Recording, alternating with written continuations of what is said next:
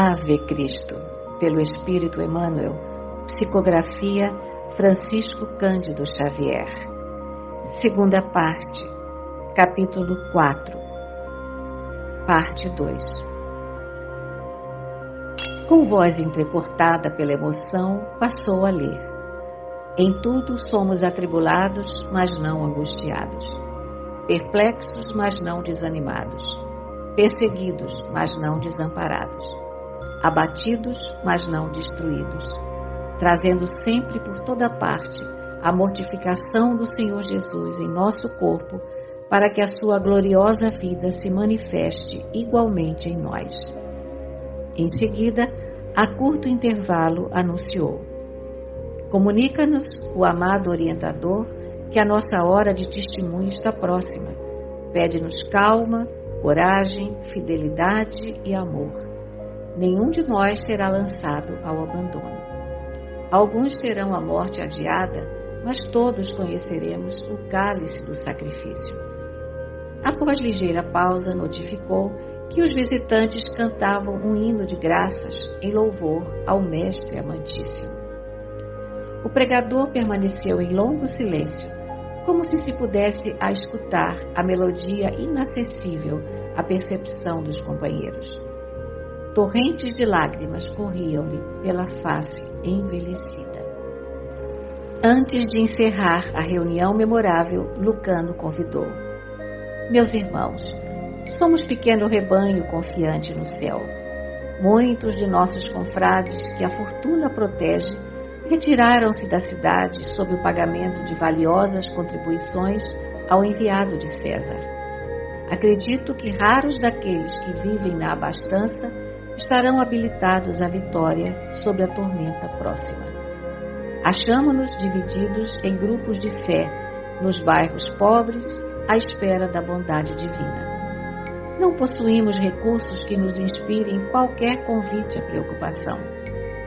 O Senhor livrou-nos dos inquietantes compromissos com o ouro da terra. Por que não nos reunirmos diariamente à noite por algum tempo em nosso santuário de confiança? Este casebre pode ser o nosso reduto de oração, e a oração é a única arma que podemos manejar no trato com os nossos perseguidores. Júbilo geral aplaudiu-lhe a ideia e prece comovedora marcou o término da reunião. Entendimentos fraternos foram levados a efeito. Os amigos concordaram entre si. Regressariam cada noite para o serviço da fé. Enquanto algumas frutas eram servidas com tigelas de vinho fraco, cada qual relacionava essa ou aquela experiência individual. Chegada a vez de Basílio, o velho comentou o problema com que se defrontava. Era liberto sob pesado compromisso e devia resgatar sem detença a dívida que o afligia. Entreolharam-se os irmãos penalizados. Ninguém ali possuía o dinheiro suficiente para ajudá-lo. Consultado, Lucano informou que a caixa de socorro achava-se exausta. As derradeiras disponibilidades haviam desaparecido na véspera com o amparo inadiável a 3 viúvas necessitadas de assistência. Vestino, porém, convidou o filósofo e a filha a se demorarem com ele pelo tempo que desejassem. Na casinha singela, cabia muita gente. O velho, com assentimento da jovem, aqueceu. Não confiava em Teódulo e receava algum assalto à dignidade do lar. Junto dos amigos, ainda que sofressem, teriam a vantagem da dor repartida. Lívia não se veria só. As companheiras do grupo fortalecer-lhe-iam o coração.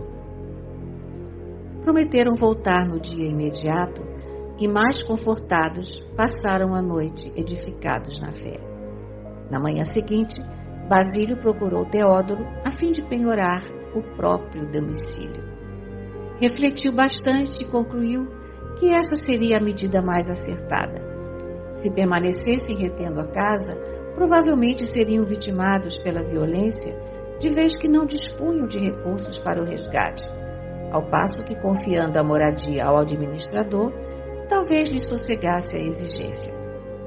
Considerando ainda a hipótese de serem detidos em razão do culto a que se devotavam, o lar humilde nada perderia em sua feição mais íntima, porque, em regressando da capital do império, Tassiano teria conhecimento da situação e, de certo, conservar-lhe-ia os manuscritos que lhe constituíam a única riqueza. O intendente, impassível, ouviu o afinador que lhe falou com humildade. Pretendia ausentar-se por alguns dias e rogava permissão para deixar intacta a residência como garantia parcial da importância por ele devida ao Opílio Vetúrio. Não olvidaria o compromisso. Diante da inopinada solicitação, Teódoro, intrigado, pediu ao filósofo alguns momentos de espera. Não poderia responder sem uma consulta à senhora. A simplicidade do ancião desarmava-o. Seria justo desconfiar dele, pensava o astucioso capataz. Mas para onde seguiria Basílio, sem prestígio e sem dinheiro, a não ser para o miserável tugúrio de Lucano Vestino?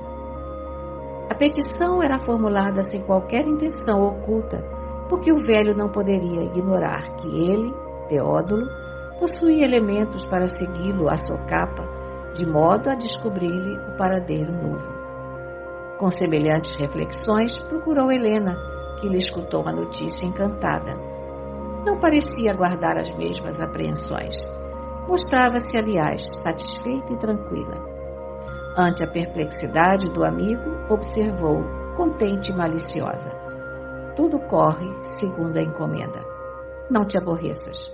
O assunto da dívida é o fator de aflição de que necessitávamos para deslocar os intrusos. Se pudermos apanhá-los como aves desprevenidas na ilegalidade, tanto melhor. Presos e executados como cristãos, desaparecem do caminho de Tassiano e de Blandina, sem qualquer preocupação de vulto para nós. Meu esposo odeia os nazarenos. Informado de que os amigos se retiraram, constrangidos pelo expurgo, ainda que sofra, saberá reprimir-se. Teódoro, sorridente, indagou admirado: e a casa, recebê-la-emos então? Sem dúvida, respondeu a senhora resolutamente, é o próprio Basílio quem nos oferece.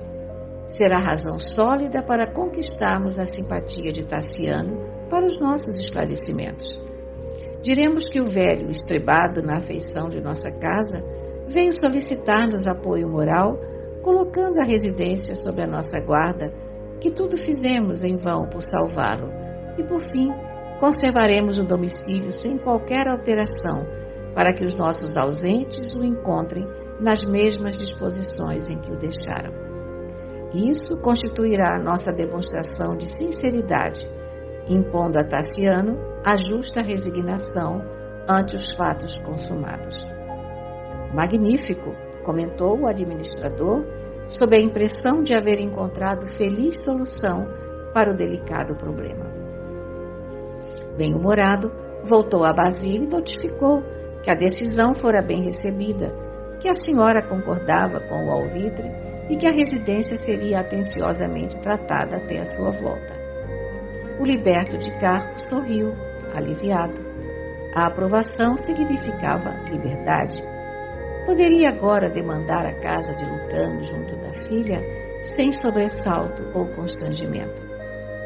O filósofo e Lívia azafamaram-se para colocar em ordem velhos arquivos e objetos de arte, partindo no mesmo dia ao crepúsculo.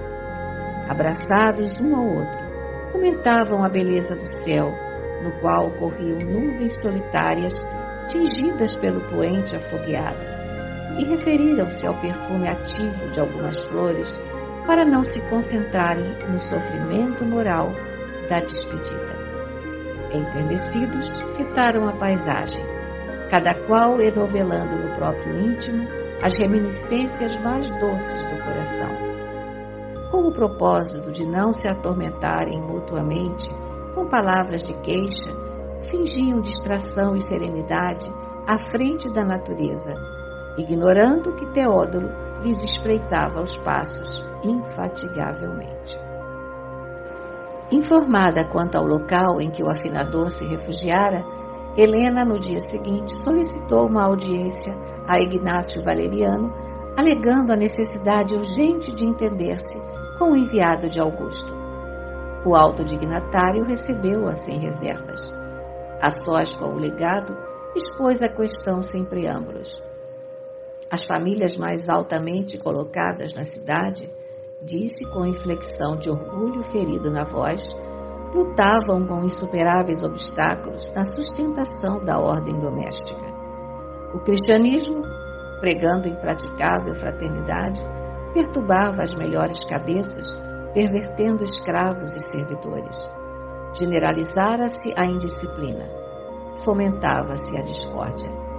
Homens válidos e mulheres fortes fugiam ao trabalho depois do contato mental com os ensinos do profeta crucificado, que no fundo se fizera temível adversário do império. As tradições eram desrespeitadas e o lar romano desarvorava-se nos mais legítimos fundamentos. O legado ouviu atencioso e com reverência indagou: mas poderíamos acaso receber sugestões para a obra corretiva? A devassa realiza-se metódica desde a minha chegada. Já conseguimos advertir a muitos prosélitos de importância que se prontificaram a retirar-se. E dando ideia da extorsão efetuada, assentou: tenho tido a máxima paciência, compreendendo que um homem representativo não pode esquecer, sem dano, a responsabilidade de que se investe. Assim considerando, determinei que todos os simpatizantes da causa detestada fossem ouvidos. Tive o prazer de registrar-lhes a reafirmação de fidelidade aos deuses e a César, e de quase todos recebi generosas ofertas destinadas ao nosso magnânimo imperador. A medida surtiu favoráveis resultados, coroando-nos um inquérito de pleno triunfo. Agora, admito seja possível joeirar as classes mais baixas de nossa estrutura social. A justiça não se fará tardia. Estamos ansiosos, asseverou Helena, satisfeita. Nunca presenciamos tantas manifestações de revolta. Jamais assistimos a tamanhos espetáculos de rebeldia e degradação. Há quem saiba da existência de variados núcleos de conspiradores contra a legalidade nos bairros pobres. Nosso administrador, por exemplo, conhece um dos pontos em que pessoas desprezíveis articulam os golpes que nos ameaçam. Nossa própria casa tem um escravo fujão com a filha, nesse couto de morcegos humanos. Tramam nas sombras contra a vida dos patrícios e contra os senhores de terras. Não será de espantar uma rebelião de sangue e morte a qualquer instante próximo. Antes que o interlocutor pudesse formular qualquer nova interrogação, acrescentou de maneira significativa: tenho comigo a documentação probatória. Valeriano coçou a cabeça, intrigado, e ponderou: a denúncia é realmente grave. O administrador da Vila Vetúrio pode colaborar com as autoridades? Perfeitamente. Começaremos o expurgo sem demora. Posso esperar o concurso dele hoje à noite? Teódulo comparecerá, concordou a senhora resoluta. Efetivamente, ao anoitecer, o intendente de Opílio visitou a caserna, sendo apresentado a Liberato Numício, chefe de coorte designado pela propretura, sob a inspiração de Valeriano, para iniciar o movimento punitivo. Viram-se de imediato, simpatizaram um com o outro, através dos sentimentos que lhe eram afins. Teódulo comunicou ao novo amigo que indicaria a casa de Vestino sem comprometer-se. Alegou que a rebelião dos nazarenos se processava em diversos grupos de ação conjugada e, conhecendo outros centros da conspirata, poderia ser valioso colaborador na repressão se permanecesse oculto no serviço de inteligência. Liberato concordou, loquaz, e depois de bebericarem alegremente, tragando várias taças de vinho, puseram-se em atividade.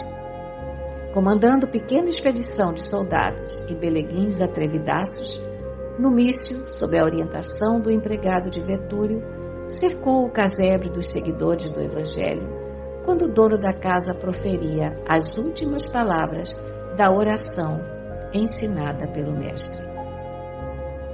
Não nos deixes cair em tentação e livra-nos do mal, porque teu é o reino, o poder e a glória para sempre. Assim seja.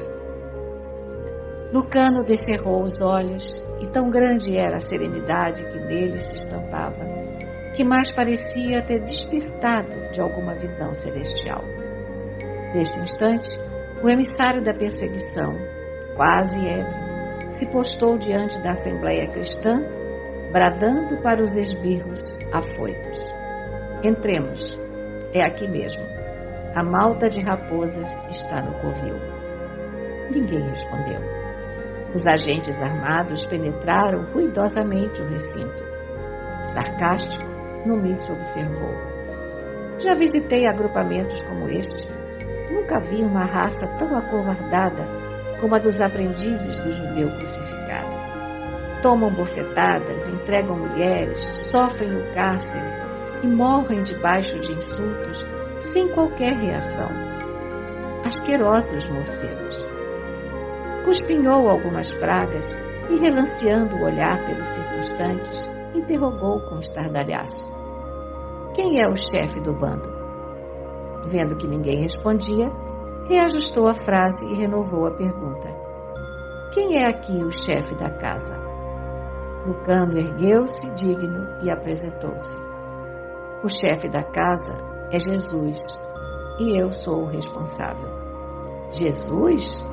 Ora, ora, gritou Numício gargalhando. Sempre os mesmos loucos. Parou o olhar irônico em Vestino e continuou: velho detestável, vejamos a tua noção de responsabilidade.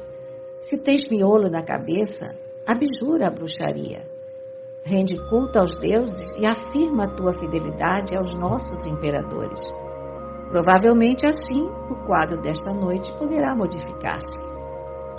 Não posso, informou o apóstolo sereno. Sou cristão. Não tenho outro Deus que não seja nosso Pai Celestial, cuja grandeza e amor se manifestaram na terra por nosso Senhor Jesus Cristo. Renega os teus sortilégios, feiticeiro, clamou Liberato de faces congestas. Abjura ou sentirás o peso de minha decisão. Não posso alterar minha fé, tornou Lucano com simplicidade e calma. O punho cerrado do cruel interlocutor desceu sobre o rosto venerável. Vestino cambaleou, mas amparado por dois irmãos que se apressaram a socorrê-lo, recompôs a fisionomia, enxugando um filete de sangue que a pancada lhe provocara num dos cantos da boca. Lívia, Lucina e Prisca, as mulheres mais jovens do recinto, prorromperam em pranto. Contudo, o ancião, retomando a palavra, confortou-as, exclamando: filhas, não choremos por nós. Choremos pelos nossos perseguidores, orando por eles. Haverá maior desventura que a de confiar-se alguém ao engano do poder para acordar nos braços terríveis da morte?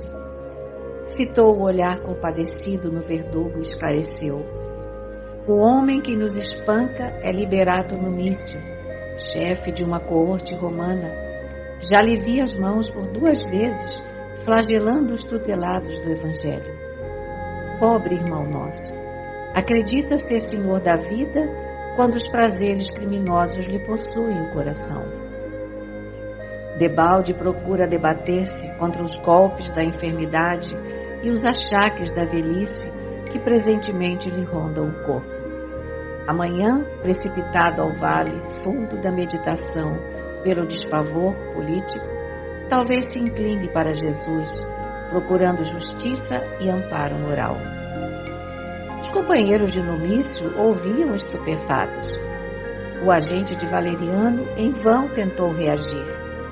Forças intangíveis imobilizavam-lhe a garganta.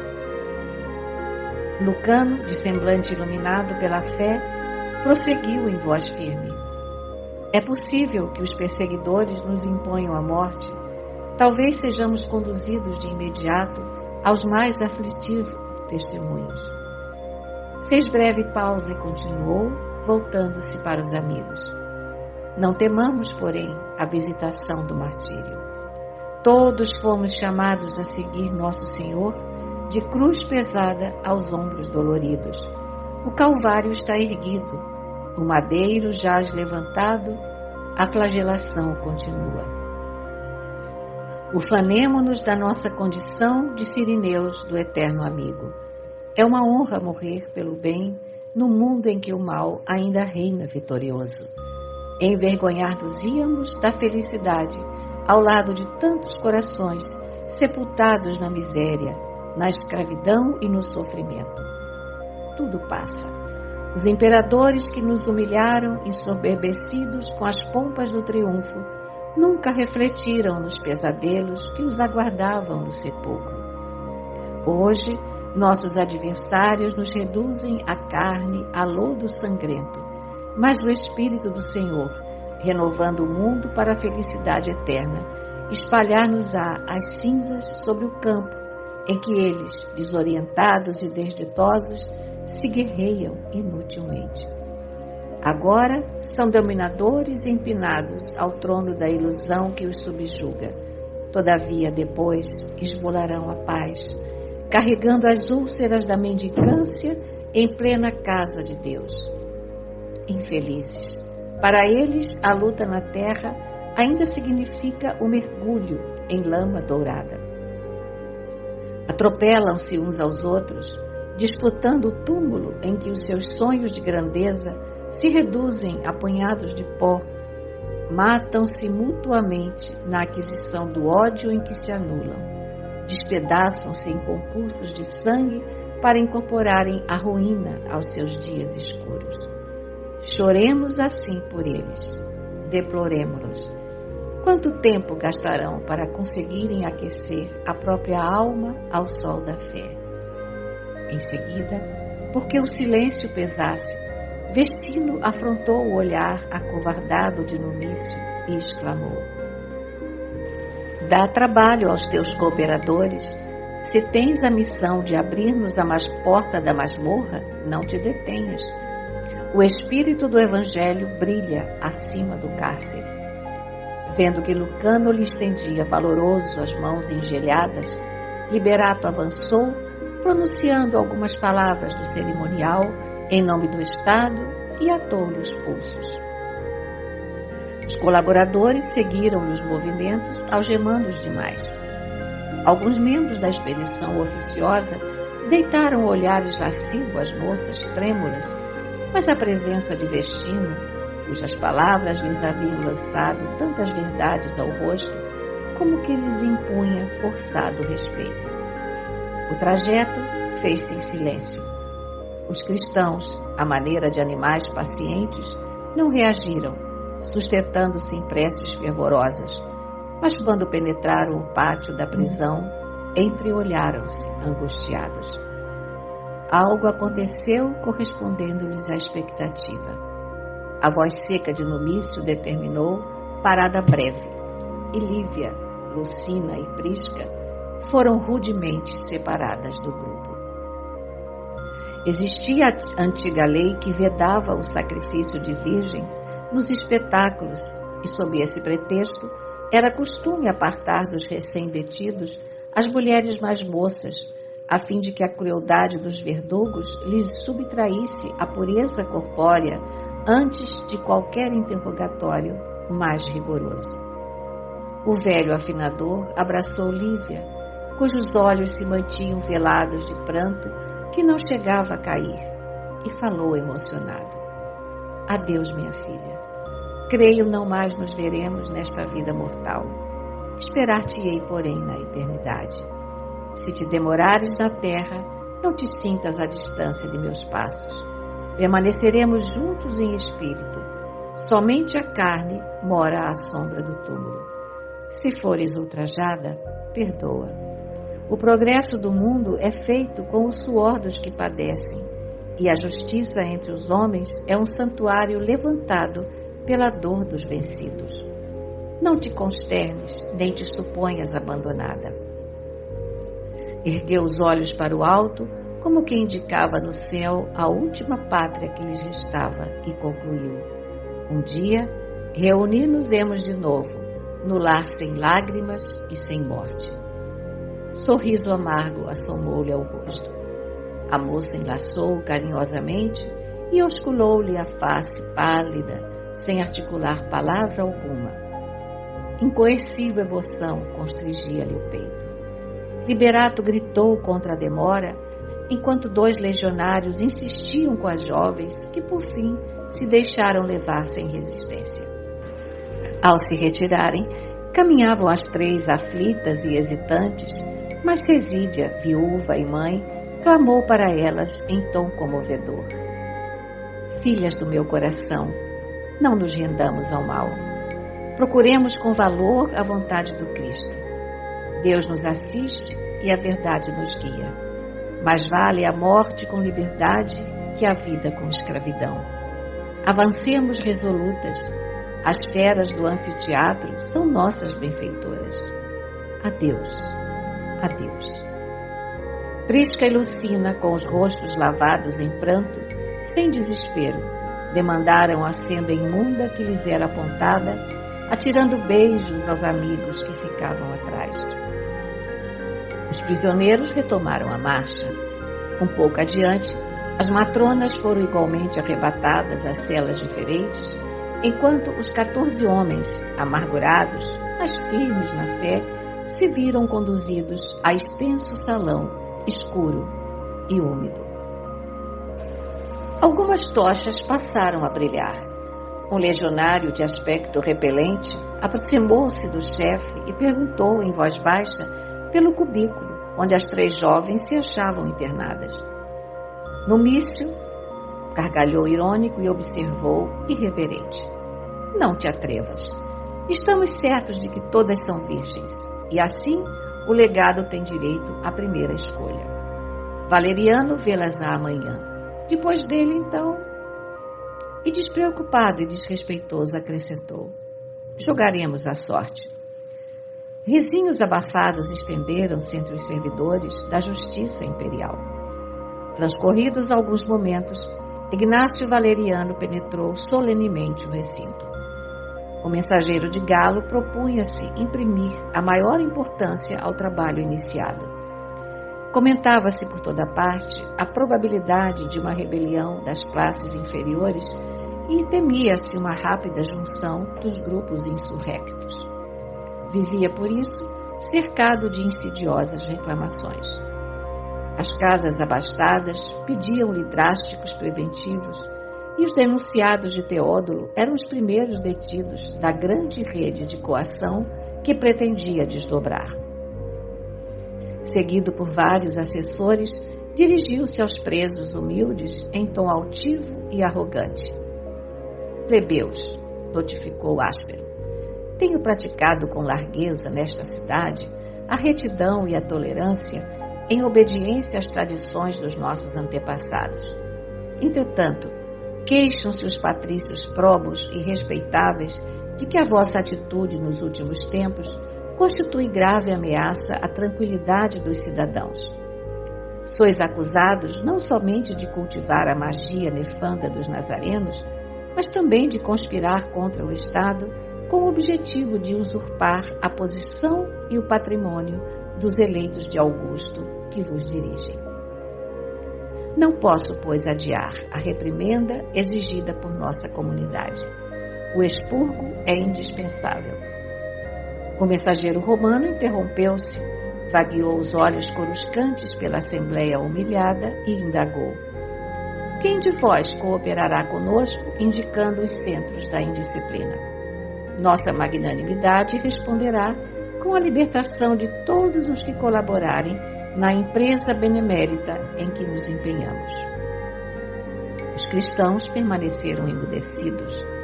Exasperado com o silêncio reinante, que tomou por desconsideração a sua autoridade, Valeriano dirigiu-se a Destino e a Basílio, os mais velhos, e exclamou: em Roma, supomos encontrar nos anciães a palavra credenciada pela experiência, que nos compete ouvir em primeiro lugar.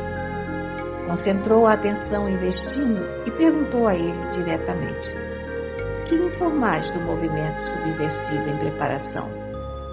Lucano, todavia, respondeu sem vacilar: venerável embaixador de César, nós não somos delatores. O delegado imperial esboçou uma carranca de descontentamento e, fixando Basílio, inquiriu: e vós, que dizeis?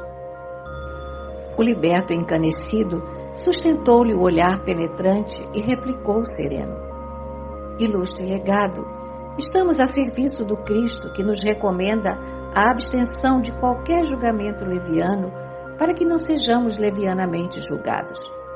O Evangelho não abona a revolução. Que insolência! Gritou o ex-guerreiro da Mésia, ofendido. Estes velhos parecem zombar. Obrigados a responder com clareza, valem-se da ocasião para se jactarem de virtuosos, efetuando ao mesmo tempo a propaganda do agitador judeu. Enganam-se, porém, e ordenando a Liberato a abertura de espaçoso compartimento anexo, recomendou: aos cavaletes. Com a passividade que lhes era característica, os seguidores do crucificado penetraram o lúgubre aposento. Vários instrumentos de martírio ali se enfileiravam. Obedecendo às ordens recebidas, auxiliares de Numício ataram ambos os velhinhos a 2 grandes cavalos de madeira, amarrando-lhes os membros com ásperas cordas de couro, capazes de lhes esticarem o corpo até a disjunção dos ossos. Afrontando a secura do ambiente, Vestino rogou aos companheiros com humildade: irmãos, não vos inquieteis por nós. A aflição e o desespero não constam do programa de trabalho que o Mestre nos traçou. Em nossa idade, a morte por Jesus ser-nos-á honrosa mercê. Ademais, ele nos recomendou não temer os que matam o corpo, mas que não podem matar a alma. Auxiliai-nos com a prece. Os ouvidos do Senhor permanecem vigilantes em toda parte. Ignácio, contudo, determinou silêncio. E quando os 2 velhos foram ligados pelos braços, cabeça e pés sob os grandes potros de flagelação, recomendou que os soldados se mantivessem a postos para a movimentação das polés, de modo a intensificar-se gradativamente o suplício, caso fosse necessário. Lucano e Basílio entreolharam-se ansiosos. Compreendiam que o corpo extenuado não resistiria ao tremendo suplício. Indubitavelmente, era o fim. Refugiavam-se na oração, deprecando o socorro divino, quando Valeriano bradou estentórico: miseráveis, confessem agora, onde se acoitam os cristãos insubmissos? Cristianismo e insubmissão não se conhecem, redarguiu Vestino com calma. Nada temos a dizer, ajuntou Basílio resignado. Horda de corvos, trovejou Ignácio possesso. Por todas as divindades infernais, desenrolem a língua ou pagarão muito caro o atrevimento. Fez um sinal imperativo e as cordas retesaram-se. Os 2 apóstolos, atormentados, sentiram que o tórax e a cabeça se desligavam, que os braços se separavam do tronco. Gemeram semi-asfixiados, mas não se lhes arrefeceu o bom ânimo. Confessem, confessem, repetia o alto dignatário romano, de espírito conturbado pela cólera. Mas porque a revelação tardasse indefinidamente, mandou que as cordas se esticassem, mais e mais.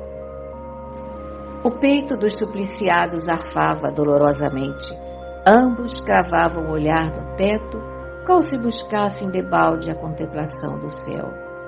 Pastoso suor escorria-lhes do corpo a estalar-se. Em determinado momento, Basílio desferiu um grito inesquecível: Jesus! A imprecação escapara-se do imo da alma num misto inexprimível de dor, amargura, aflição e fé. Os olhos do velho afinador arregalaram-se nas órbitas, enquanto Vestino apresentava análogos fenômenos de angústia.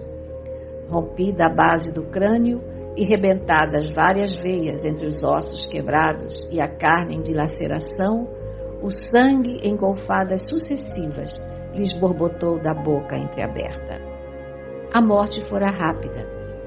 Estranha placidez estampou-se nas duas fisionomias dantes torturadas. Chocaram-se então na sala a perplexidade dos ímpios e o mudo heroísmo dos filhos do Evangelho. O mais moço dos cristãos presentes, Lúcio Aurélio, de rosto imberbe e quase menino, avançou para os cavaletes empapados de sangue e, enfrentando a estupefação dos algozes, orou em voz alta: Senhor, digna-te receber com amor os teus servos e nossos inolvidáveis amigos. Ampara-os na glória de teu reino. Foram eles nossa orientação na dificuldade, nossa coragem nos dias tristes, nossa luz no meio das sombras. Ó Mestre, permite possamos imitar-lhes o exemplo de virtude e coragem com o mesmo denodo na fé. Vestino, Basílio, admiráveis benfeitores, de onde estiverdes, não nos abandoneis.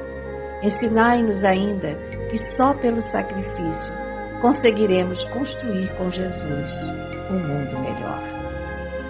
Calou-se Aurélio. A rogativa apagara-se-lhe da garganta, afogada pelas ardentes lágrimas a lhe pungirem o coração. Quebrando a quietude que se fizera pesada, Valeriano bradou enraivecido: A prisão! Conduzam estes homens à prisão. Não quero sortilégios nazarenos. Prossigamos na caça. É imprescindível a detenção de todos os implicados. Mobilizemos os recursos de que possamos dispor. Esgotou-se-me a paciência. Tenho esperado por demais. Os seguidores da Boa Nova lançaram derradeiro olhar aos despojos sangrentos e demandaram as celas imundas a que eram destinados.